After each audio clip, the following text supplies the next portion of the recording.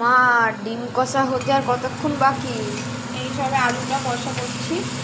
ও আর এই যে আজকে রাতে বড়া জমে যাবে। একদম। আর ডিমগুলো ছাড়িয়ে রেখেছি, এখনো ঝোল দেওয়া হয়নি।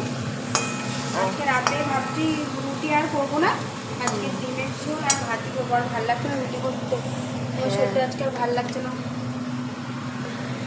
সারাদিন এত খাটাখাটনি করো, হবেই তো শরীরটা। তোমার রেস্ট দরকার একটু, আর রেস্ট নেবে আবার ঠিক হয়ে যাবে।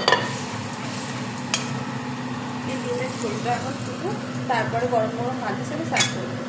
ডিমটা পরে ভেজে ওর মধ্যে দিয়ে দেবো।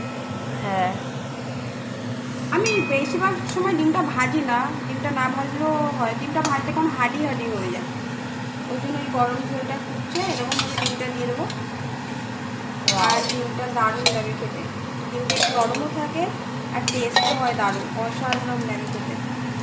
আর ডিমটা ভাজলে কি হয়, ডিমটা শক্ত শক্ত হয়ে যায়, আমার কাছে ভালো লাগে না ডিমটা বেশি, ওই জন্য আমি ম্যাক্সিমাম টাইমে এরকম করেই ডিমটা করি, জানিস তো তুই।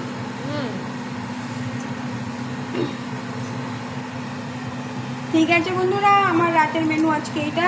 তোমরা সবাই কেমন আছো জানাবে, আর একটু লাইক করো, কমেন্ট করো, আর ভিডিওটাকে একটু শেয়ার করো। Tata, good night.